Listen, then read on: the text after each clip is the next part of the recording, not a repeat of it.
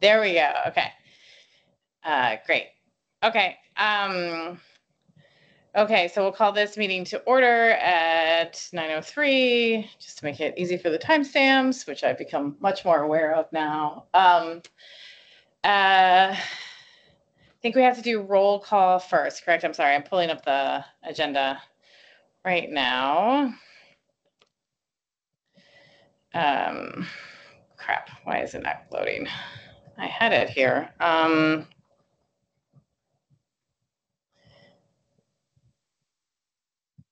There it goes. Okay, sorry. I had it open and then I closed it on accident. And here we go. So,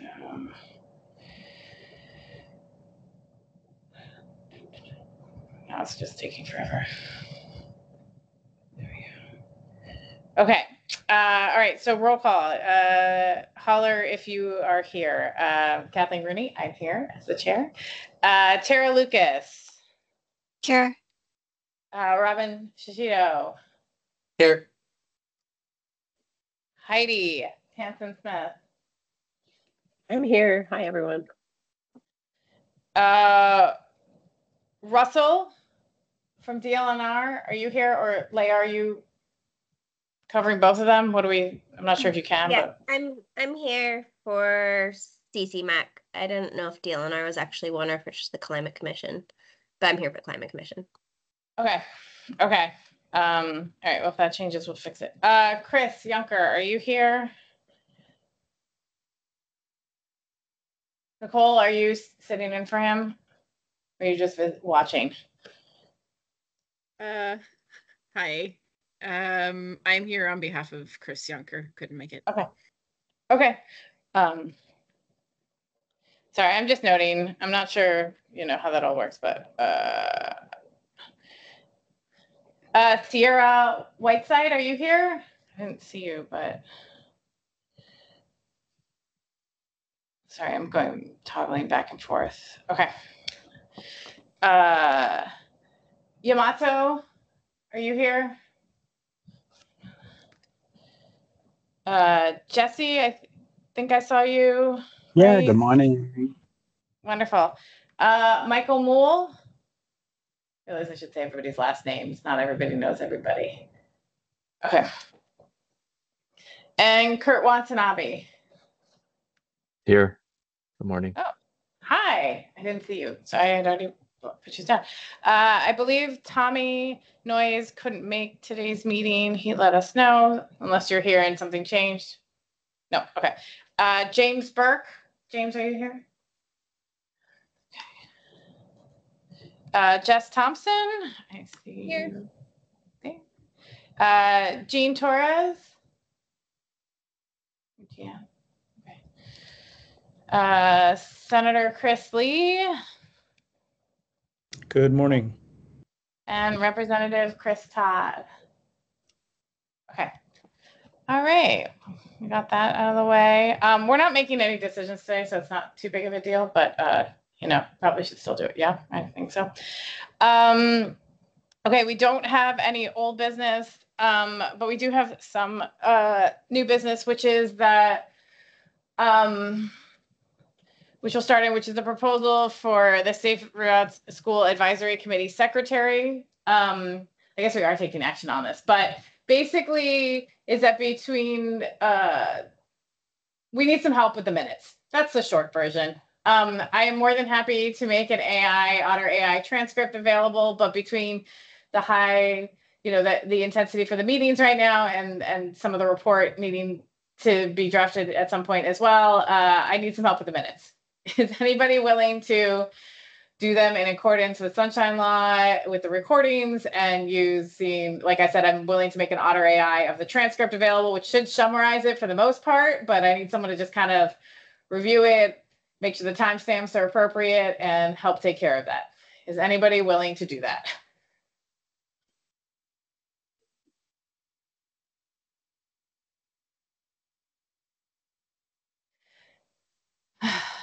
Okay. Well, I mean, they have to get done. So I'm not entirely sure what that means if we can't get any additional support. Tara graciously did it for the first one. Would people be willing to do it on a rolling basis? could we do set up but there's no obligation for anybody to do them other than we're supposed to do them by virtue of sunshine law. But like nobody independently is actually responsible for them, it turns out.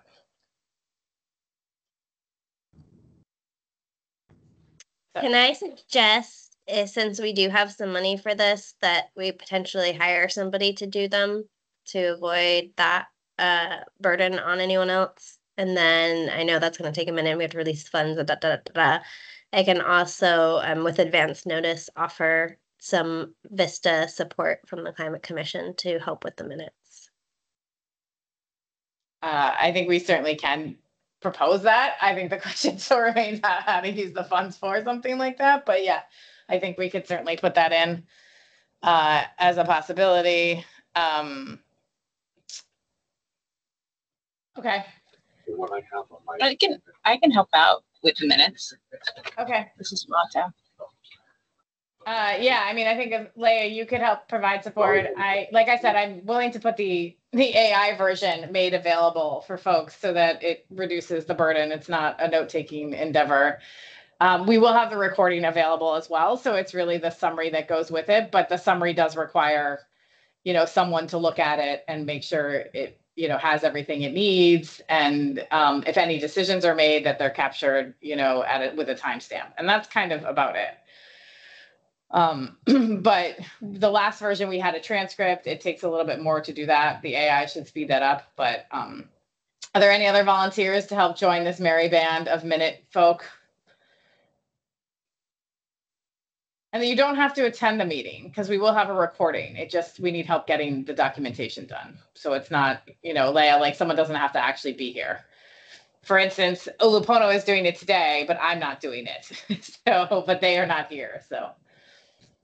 Hey, this is Chris. I know this isn't for right now, but for the future, usually we have a bunch of folks from UH, typically interns or students or whatnot, available to various departments and offices who want some basically free credit and connections. I can help check into that for the future. Okay. Katie, add me to the list. High five to the list. Okay, great. That should get us through most of this push. So,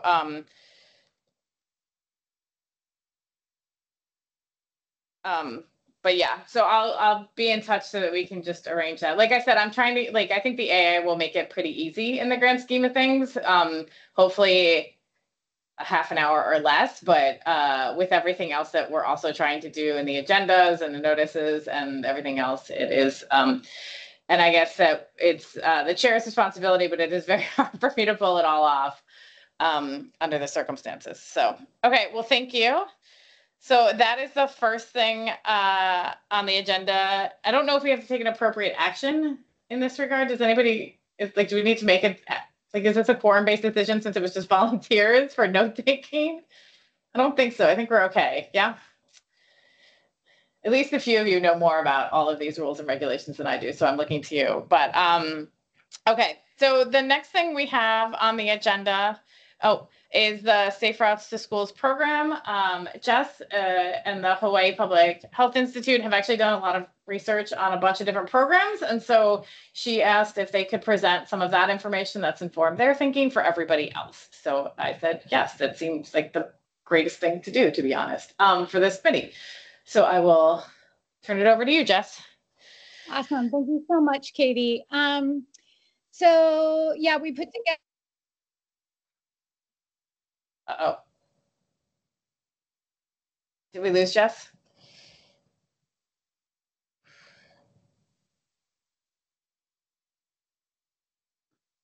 Oh,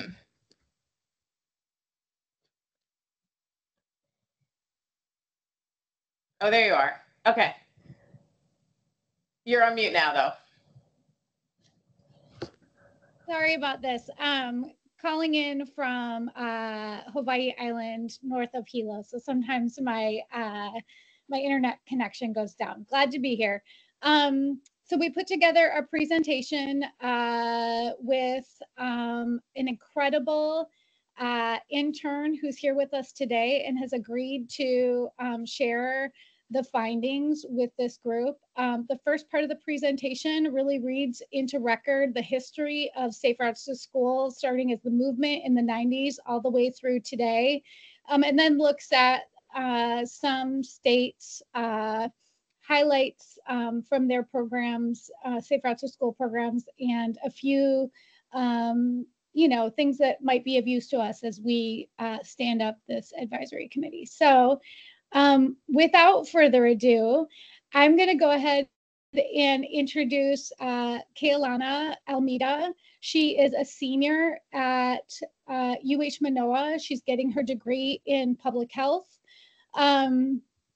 This work is, the Safe Routes to School world. Many of us don't live in it. Many of us on the committee and many of us who are, really trying to learn about how to improve outcomes for kids getting to and from school.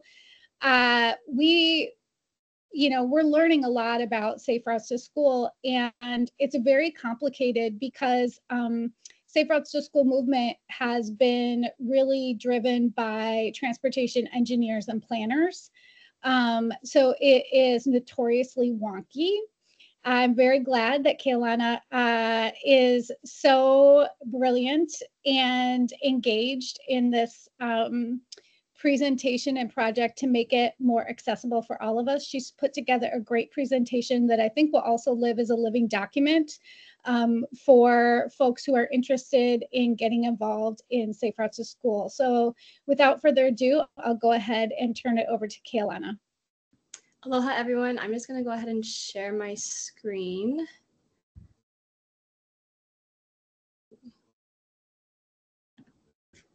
Let's see. Okay, give me 1 second.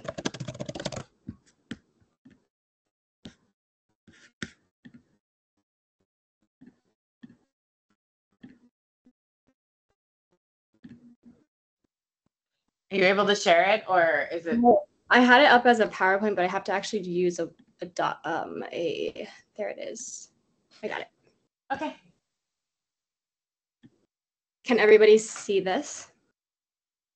Yep, now we can. Wonderful. Okay. Awesome.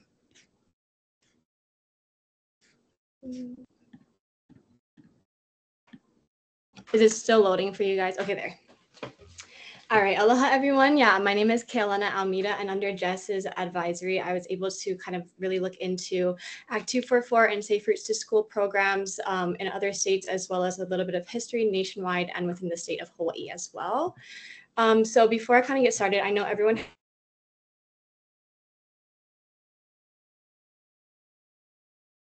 and easier for students to walk, bike, or roll to school. Programs are built around the 6 E's, which are equity, education, encouragement, evaluation, engagement, and engineering.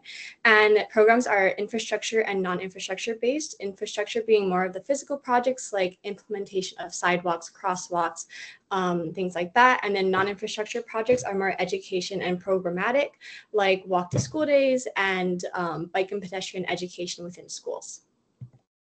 The 3 primary purposes of a Safe Routes to School program, and this comes directly off of the Safe Routes Partnership website, is to enable and encourage children, including those with disabilities, to walk and bike to school, to make bicycling and walking to school a safer and more appealing transportation alternative, thereby encouraging a healthy and active lifestyle from an early age, and to facilitate planning, development, and implementation of projects and activities that will improve safety and reduce traffic, fuel consumption, and air pollution in the vicinity of schools.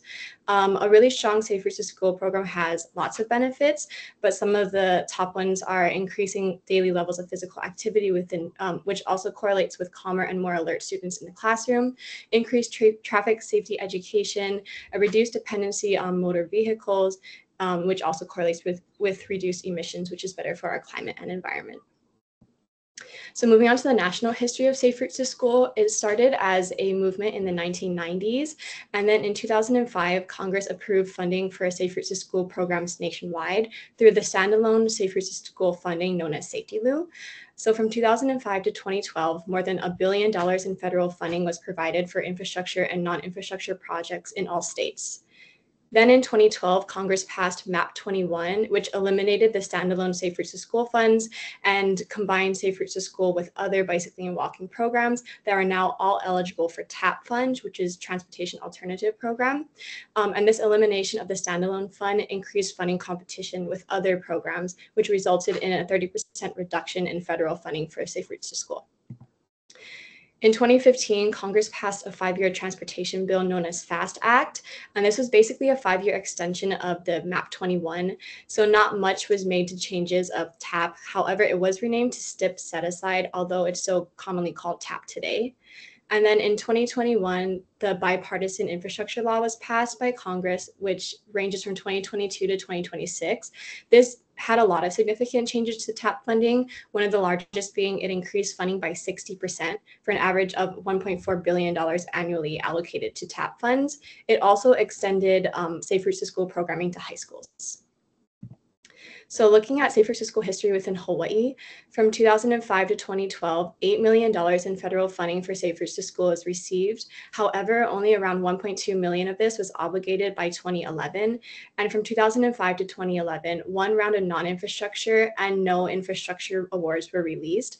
This is in accordance to the letter written by Hawaii's congressional delegation in May of 2011, delivered to Governor Neil Abercrombie. And then in June 2009, House Bill 983 was signed into law as Act 100. This focused on the Department of Transportation administering Safe Routes to School funds. In November of 2009, People's Advocacy for Trails Hawaii, also known as PATH, and other partners like Department of Health developed a statewide Safe Routes to School toolkit. This was equipped with information and resources to assist in creating a Safe Routes to School programs. However, it was never finalized and published, and it hasn't really been updated since the original version. In July of 2012, House Bill 2626, also known as the Safe Routes to School Bill, which is where the specialty fund comes from, was signed into law. This allocated a $10 surcharge to all moving and traffic violations and a $25 surcharge to those that occurred within a school zone. These were all deposited into the Safe Routes to School Specialty Fund, which is accessible by all counties and distributed by the Department of Transportation. So from 2014 to 2020, $4.5 million in the specialty funds was distributed across the state. In 2021, the Safe Routes to School Specialty Fund allocation responsibilities were transferred to from Hawaii Department of Transportation to legislature. This was due to the enactment of Act 9 passed in 2001, and this resulted in a halt of funds being distributed since 2020. In 2020, Hawaii State Safe Routes to School Working Group convened for the first time, which was run by the Hawaii Department of Health. This was a group of state and county representatives and community partners and stakeholders to just discuss Safe Routes to School within Hawaii. And then in 2023, Act 244 was signed into law, which I know you're all familiar with because this is where the advisory committee comes from. I also included some county highlights, but in the interest of time, we'll just skip over this for now. And then for the Safe Routes to School case studies that I looked at other states, I reviewed states that have really well-established and developed Safe Routes to School programs. And they have extensive resources, but for the purpose of this presentation and group, I wanted to focus on key takeaways that encompass the goals of the Hawaii Safe Routes to School Advisory Committee that is listed in Act 244. Some of these include things like program evaluation and performance metrics, funding sources, grant application processes, and project selections, and a little bit of equity as well. So I first looked at the Colorado Safe Routes to School program. They have a really great streamlined grant application process with ample resources and updated information available on their webpage, which is also very easy to navigate. Some of the resources include a one-on-one grant application assistance consultation that takes place over 20-minute phone calls. They have examples of past successful applications available on the website to view. And they also have guidelines and instructions for filling out a successful application. Additionally, they have information that includes an updated grant application timeline for the fiscal year of 2025, including upcoming webinars and assistance, as well as due dates. In terms of funding, the Colorado Department of Transportation Commission passed a resolution in 2015 to continue Safe Routes to School program funding by committing $2 million for infrastructure and $500,000 for non-infrastructure projects annually. Majority of the state dedicated funding is sourced from the Surface Transportation Block Grant Program, which started in around fiscal year 2017. And then finally, for Colorado, they do a really good job, or they have a lot of focus on raising awareness of program effectiveness through their updated web presence and sample resources. Some examples of these are bi-monthly e-newsletters, webinars, bike and pedestrian education curriculums and trainings, and school crossing guard training materials that are accessible by schools and stakeholders to kind of enhance their Safe Routes to School programs. The next data I looked at was the Oregon Safe Routes to School program. The Oregon Department of Transportation takes what they call like a holistic approach to their program. They actually have two divisions that are separate but under one department, the Safe Routes to School Education Program and the Safe Routes to School Construction Program. The education program is completely federally funded. Funds come out of the Transportation Safety Office out of the DMV. And for the years 2025-2026, $2 million was allocated for education grants. They have 3 different education grants that applicants can apply for. Tier 1, which is for applicants who are brand new to Safe Routes to School programs.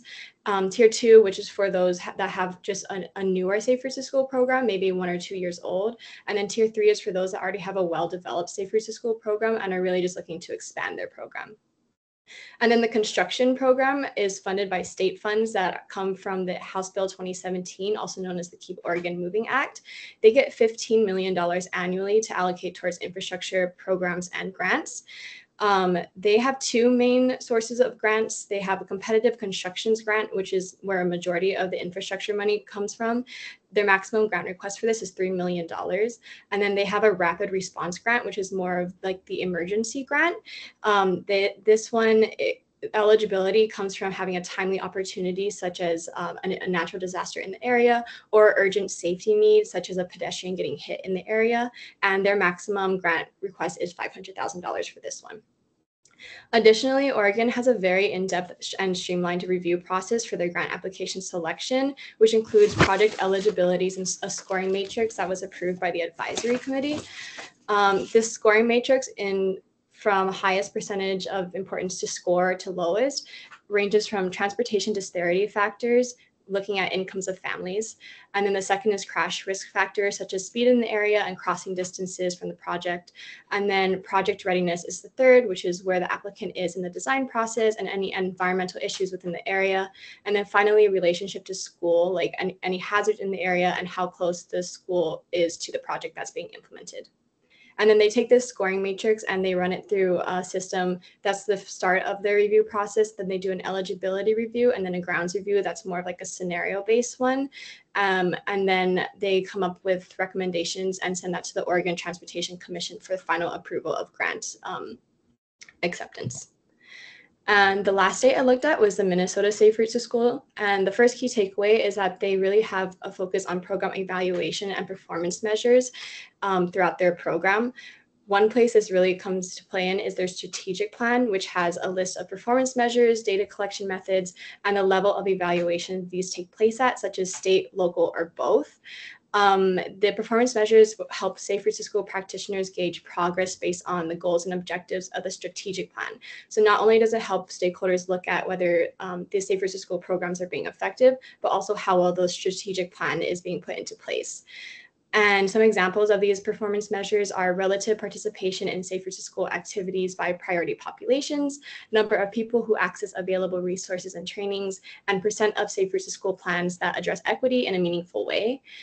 And they also have on their Minnesota Safe Routes to School Resource Center website an evaluation user guide that's more designed for like community, like local level stakeholders, school districts to use to guide them through using their evaluation tools to monitor how the Safe Routes to School programs are within their local communities. And then finally, Minnesota does a really good job at centralizing equity throughout their entire Safe Routes to School program, but specifically in their strategic plan and in their grant application process. In their strategic plan, they mention and define equity multiple times throughout the entire document. And they also have this like a system is kind of like a key where every action that's supporting a goal that addresses equity is indicated with a star. So as readers go through it, they know exactly which actions address equity. Excuse me. They also developed this thing called the STEP tool to support equitable grant scoring. STEP stands for Student Transportation Equity for Priority Populations tool. And this is basically a score that schools get based off of different equity indicators. Some examples are students eligible for free and reduced price lunch, students of color or American Indian, English language learning students, and households with access to 1 or 0 motor vehicles. And this score is and then there's others as well. And this score is determined and then put on actually a public map. So any grant applicant can go to this map that's accessible and put the STEP score into their grant application, because it's actually required of all of the grant. They have multiple grants that you can apply for, and all of these grants, part of the scoring process is the STEP score. And these equity indicators are used to evaluate equitable distribution of past Safe Routes to School resources and to allocate Safe Routes to School assistance more equitably in the future. These are some additional resources that I didn't really cover throughout my presentation, but I found through my research and I thought were really helpful, and hopefully could be helpful for you guys in the future as well. Things like toolkits, equity information, other strategic plans. And that's pretty much it. Thank you so much.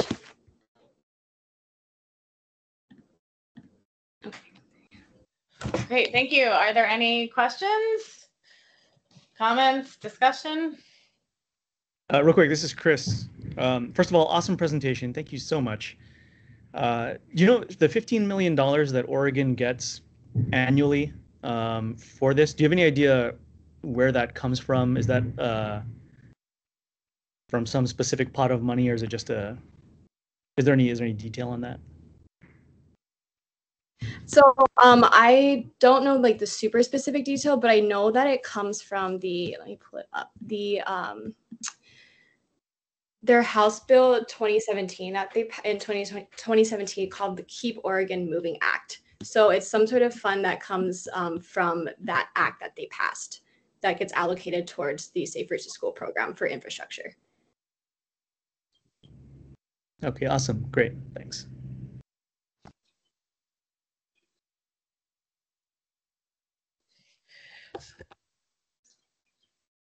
Sorry. I have a question. So when you look across like these three types of programs, right, they all kind of rely on like local organizations on the ground with like a state overarching framework. Do they all kind of approach it kind of in that same way, or are there differences in how like what the state does, or what the state program looks like across those three, or do they all look pretty similar? It looks like, I mean, I think you're trying to bring what they're doing to the mandate we have, but I'm sort of curious, when you looked at them across the board on their own, did some approach that relationship or that structure differently? So I actually found mostly similarities, and probably one of the biggest similarities was especially when they're building their action plans, they had like extensive surveys and webinars and research with all sorts of different levels of stakeholders and legislature. So that's really kind of what I noticed was their biggest tackle for this, pretty much across the board. So starting from the very beginning with learning from communities and stakeholders what they want to see. Yeah. Great, thank you. Yamato, go ahead. Sorry, were you ahead of me and I didn't see your hand raised? I apologize. Oh, no worries, no problem at all. Yeah, I was just wondering if you have any recommendations for this group after doing your research. That's, I mean, it's just, I know that you guys are coming into this with kind of starting from scratch, and that there's so much to kind of focus on. So I don't know, it's kind of hard as I'm also kind of like just learning this too.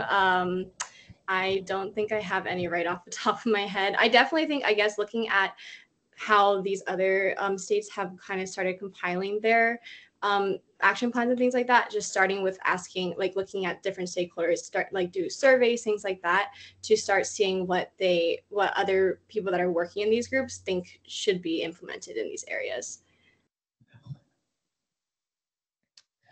Senator Lee. Thanks. It occurs to me that, for a lot of us that have been in this discussion for a little while, we all like to think we're still, in college and or high school. But it's hard to get that perspective sometimes. And I was just curious, like, I assume are you the Manoa campus? Yes, yeah, I am. Which Manoa? Other than like the broad policy recommendations, like just as a user of public infrastructure in that space, I guess I had two questions. One is, what are your just like natural instinctive recommendations? And then secondly, are there others in the student body or student groups or really anybody on campus that would also be interested and could actually help organize some sort of advocacy or broader group to get engaged generally? I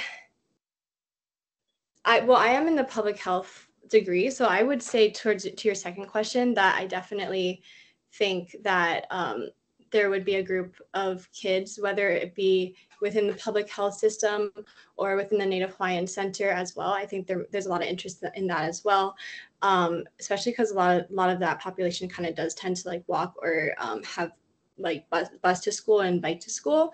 In terms of recommendations, it's kind of hard because I'm in like in the college campus. It's a little different from like elementary school. What I did see from my elementary school or like from research with elementary schools, it's just honestly, the walk to school days are like so impactful for the students. So to keep encouraging to do those, because as the kids are walking to school together, they're able to talk to each other and they're able to kind of like have fun with it and get their yayas out and get their daily activity in before they even get to school.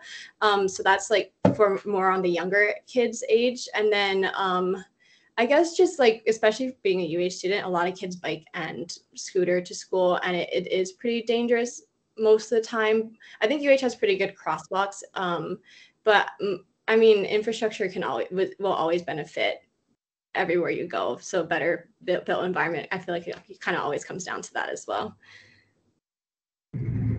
Thanks for that. It's just super helpful to hear sometimes, because it's too easy, I think, to get lost in the policy and wonky side of this. Yeah, so, thank you. We're going back to school in a week or so. I can start putting some feelers out with maybe some of my my class advisors as well to see if anybody is interested. Thanks. That'd be awesome, because ultimately, I mean, having that voice at the table, I think, would be really powerful. Yeah, I agree. Thanks for suggesting that. Jeff? I just want to thank you, Kailana, for the incredible work that you have done. We met in the spring when I came to give a presentation at your public health class, one of your public health classes. And, you instantly made the connection for the importance of public health in the built environment. And it's oftentimes kind of a wonky space. Mm-hmm. You just dove right into it, and you have become, I think, a great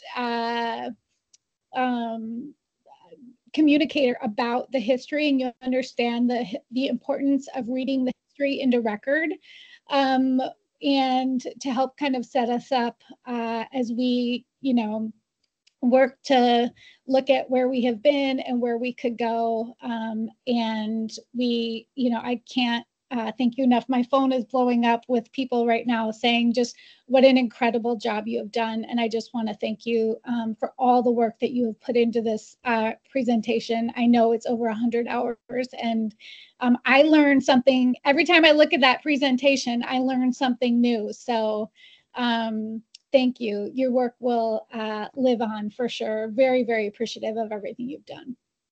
Thank you so much for those kind words. It's been super awesome to kind of actually get to like be on the professional side of things, and sorry about my dogs, and really dive into this. And I've learned so much. So thank you for this wonderful opportunity as well, and for everybody for listening. Sorry.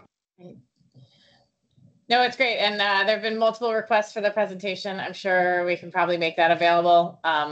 Just, give us a bit. So, okay, great.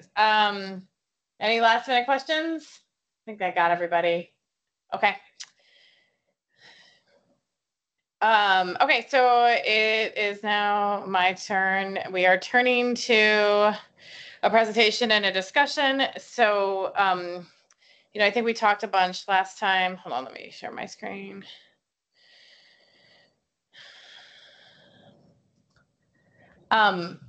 Just, you know, things are moving kind of fast. Hold on, let me do this.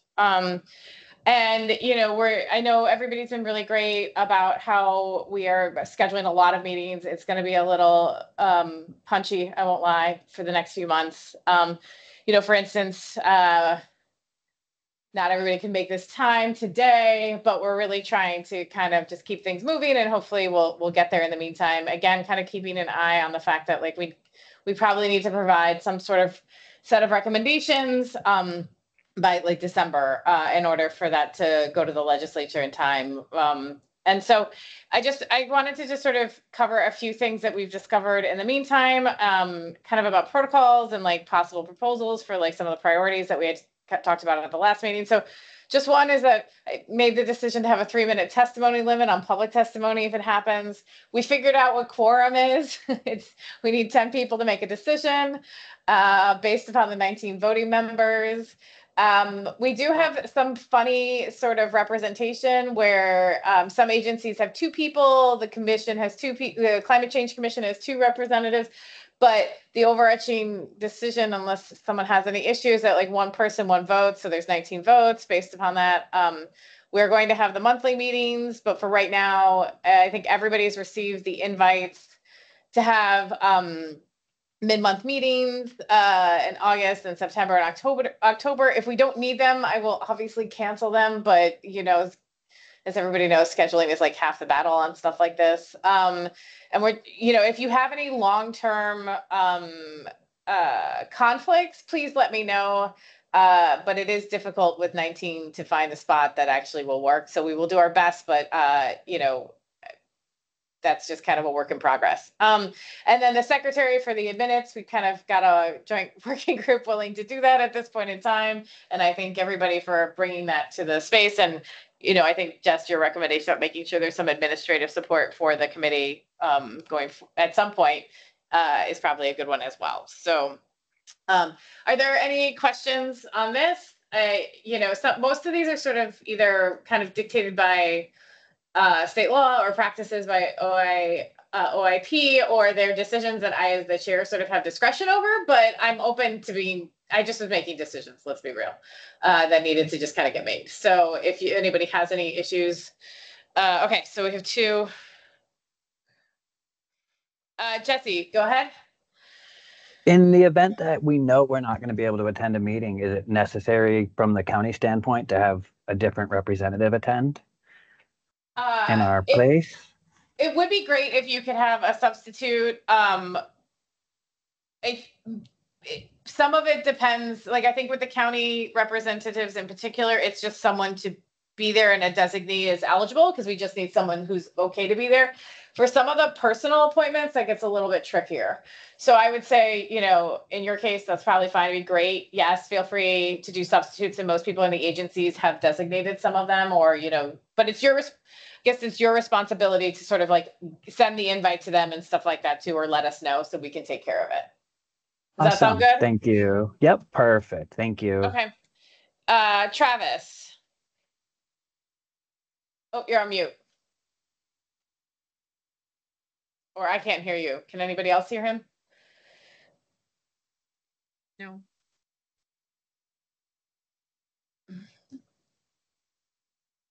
Do you do you want to put it in the chat? Okay.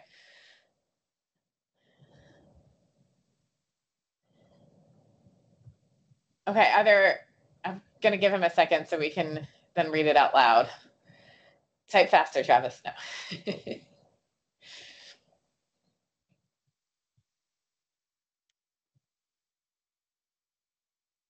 I don't have an answer to that. That is okay. So sorry, Travis put, how would someone appoint an alternative if they can't attend, such as Tommy Noyes say? I don't actually know the answer to that. That is something we have to find out about. I will put that on the list and find out an answer. I think if it's designated, I'm not. Does anybody know actually in this particular case? I'm not. I don't know the rules about this one. I'd have to go and look. You just need a letter of designation. from Okay. whoever the actual person is. Okay.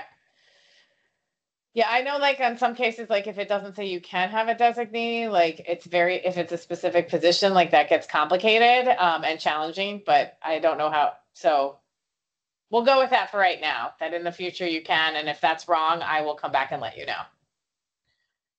Chris, sorry, Senator Lee.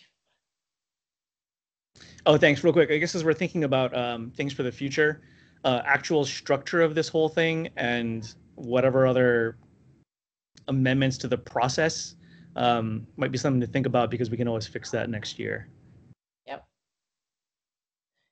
Yeah, and I do actually have a slide about that at the end too. So yeah, let's put that on the list. So okay. Any other questions? Okay. So just as like a quick reminder of what the committee actually needs to do. So we have to do a plan, we have to do the distribution of monies, we have to review project proposals and select priority projects. We have to develop a streamlined process. We have to meet every month, and we have to put it in this annual report.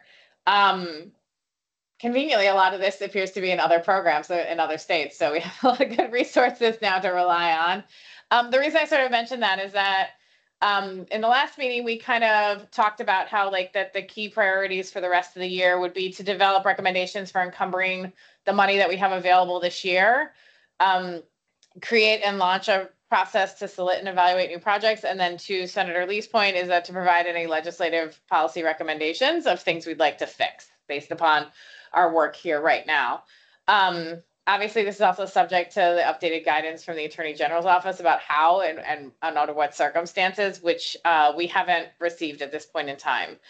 But I don't think that's an unusual time frame for the AG's office, is my understanding. So we'll keep you posted there.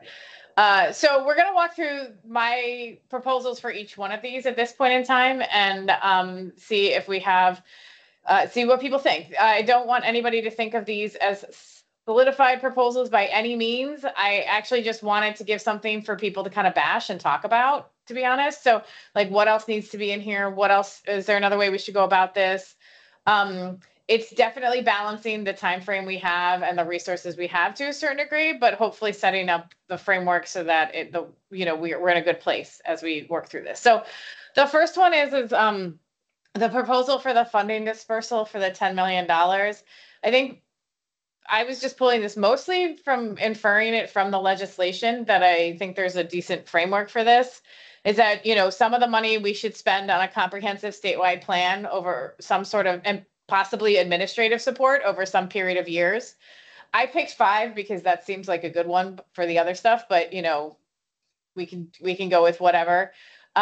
Staffing support in a variety of locations. I know some of the counties already have staff, and so this was just kind of, we could certainly think through that a bit more, but one at the Department of Education, additional, because Tara's only part-time at the State Department of Transportation and the counties. There may be other good things, but I think, when looking at some of the stuff that was presented earlier, is that really having like a set of people working on this, building the pipeline of projects, working in communities to help, make the program flourish and to get more projects and a better, stronger network around these schools that people can walk and bike. Doing some sort of specific priority plans and projects, perhaps designating certain amounts for each county, designating some for some community-based projects, and then also for state-based projects that might be in school zones that can be elevated. I do know from conversations with some of the county folks and with the state is that there is a list of projects kind of in this area that are already kind of teed up. And so I think, ignoring that was probably not great under the circumstances. It seems like we do have some that could be pushed forward that could be really impactful in the immediacy, while we continue to set up a more comprehensive and systemic approach for all of these projects going forward. Are there other things that potentially need to be on the list? That's the first question I have for anybody. Is there something you want to see on here? I'm not suggesting decisions will be made at some point by someone, most likely this committee as a whole, or at least some portion of it, but I think it's worth kind of getting the list down now so we know what we're talking about. Yamato, go ahead. Yeah, thanks. I would really love to see like an annual fund that the counties can receive, similar to how the special funds were distributed previously, so that the counties know every year that they have X amount of money that will be coming into their program. And it allows us to really plan ahead and have like a 3 or 5 year plan. And then we can count on a streamlined funding source dedicated for Safe Routes to School. And so I would propose using the same formula that HDOT used previously to distribute maybe the specialty funds that come in from the fines. So roughly, I think Tara showed us last meeting that it's about $450,000. Is that right? Mm-hmm. So then that amount would be distributed to the counties every year. So I guess like as a question, like we do have other obligations, right, under the money and under the law. So it can't 100% go to that. So that's why you're saying, sorry, is someone not muted? It's really loud in the background. Oh, Yamato, yeah, thanks, Yamato. Sorry, I think it's someone in your office.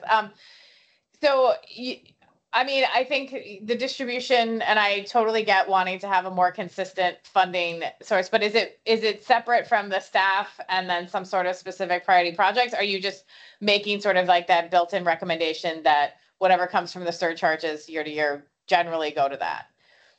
Okay. Yeah, I was thinking it'd be separate from the staff, and maybe it doesn't have to be as large if we're not funding the staff anymore, but it would be used at the discretion of the county for whatever comes up that year. Because so a lot of things, if it's community driven, there's not a long time frame. You know, the community has some project they want to do within the next 6 months, so then it's not something that we have a lot of time to go and get funding for. So if we already have a bucket of funds to tap into, then we can react really quickly. Okay. Okay. Heidi. Yeah, I'm just wondering if it would make sense to also support some kind of admin staff to support this whole group of staff and the projects. Just thinking about all the things from notes to getting money out and all of those things. Anyways, just a thought. Not sure where they would sit. Yeah, no, I think that's a good point. I think we've sort of come across that already in a lot of ways, right? Like, especially if you kind of stand up an ongoing program, it would be great to have that kind of additional support. Not just for like Safe Routes to Schools in general, like a program from the state perspective or the county perspective, but also someone to support the space. So I think that that's a good recommendation. Would that not be just the DOT staff? Because I guess I just also want to be cognizant of not building up too much bureaucracy. Mm-hmm. And definitely want to make sure that we have capacity to do stuff. But I'm just wondering, because I know we already have a Safe Routes to School coordinator. So what would the additional DOT staff not be doing, but if supporting this group? Wait, I had you until the last question you asked. Can you say it again, Leah? Sorry. I guess what would the role of the additional DOT staff be if not supporting this group? I think it could be determined. That could definitely, I think, be part of it. It could be embedded in that. But I don't know that it like has to be, right? It could be someone out there running, you know, the grant programs or trying to build all of the projects around the schools themselves. You know, I believe Tara is actually only a part-time coordinator. She has another part to her job. So, you know, that's one of the limitations currently. Although Tara, you should tell me if I'm wrong how I describe that, please. But oh yeah, that's accurate. So I'm also an engineer for the traffic operations section. Which is, you know, a specific skill set. That's helpful to know that that's only a part-time position. I don't think I was familiar with that. Yep. No, I think it's a good call though. Like we should make sure that we can support the activities of both this group and sort of the larger plan and program that we envision coming out of the plan. So like, right, like the first bullet says the plan, but perhaps we should sort of say that it's like also the program support, right? And I sort of did it in this 5-year idea, mostly because like a lot of transportation contracts are sort of in this 5-year time frame as strong, like a good amount of time to both like stand up programs and then support them and evaluate them. Just from my past experience, I stuck with 5 years and it seemed like a good number, but and just kind of going from there. So I know the big sort of student transportation issue right now is actually the buses.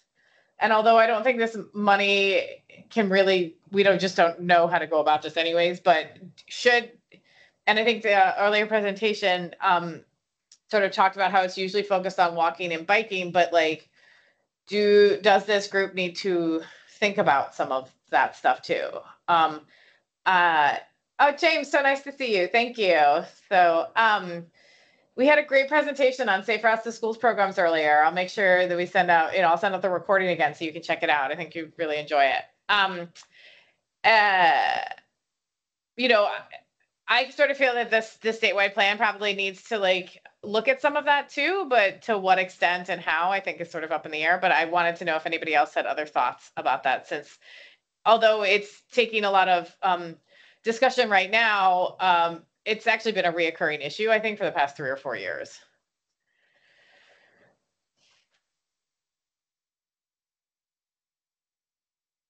Yeah, let's have more buses. I don't know if this money can go immediately towards that. It's not really meant to provide like ongoing bus service, but I think trying to get a better handle on the issue and what some solutions are certainly seems well within the purview to help support that space. Jess has her hand up. Yes, sorry, Jess. I can't do it like simultaneously. I'm not very good at Teams. I apologize. Yeah, I think we should be looking into kind of the full context for the challenge of getting kids who live far away from school to school when the buses are not being funded and deployed in the way that they once were.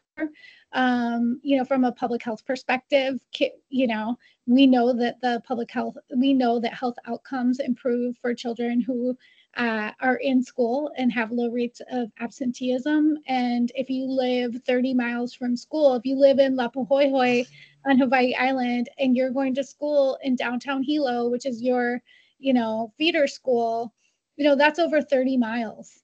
And so definitely, I think we should be kind of learning more about what it means, because it's very complicated. And I know that nobody here is an expert in that. So if we can, get some shared learnings and understandings, we might be able to think more about how to engage on that issue. Yeah. So we have 4 minutes left in the meeting and I am not able to stay past 10 o'clock. So Yamato, I'm going to let you go. And then I'm going to say, let's continue this conversation. This is why we did it every 2 weeks, so that we have the ability to not push things off for too long. And then we can do announcements and end the meeting on time. And we always send out this PowerPoint. You can see the rest of it too, and we can continue the conversation at the next meeting. Does that sound good? I guess I don't have any other choices. I have to leave. So Yamato, why don't you go and then we'll do announcements. Okay, just real quick. Regarding the busing, I think it's great if we work collaboratively with the bus. And one of the ideas that came up previously was doing like electric bike trains, so the kids can ride electric bikes for a longer distance. Just wanted to share that. Yeah, I think they're not allowed to though if they're under 16, which does create some challenges. So there's that issue too. But that doesn't. Other places allow them to ride like level 1 as well. So okay. So with that, we will continue this discussion in the next meeting.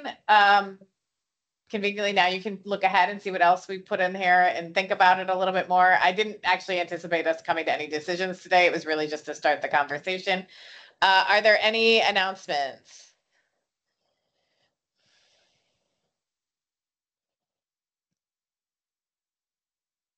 Okay. Oh, sorry. Is there anything from interested members of the public to be heard that you would like to let us know now? Oh, Bev. Either one, I guess we'll go with right now. Oh, okay. Hi. I was just wondering, as a member of the public, are we that when we attend these meetings, are we allowed to ask questions or are we silenced? Just curious what the proper protocol for that is.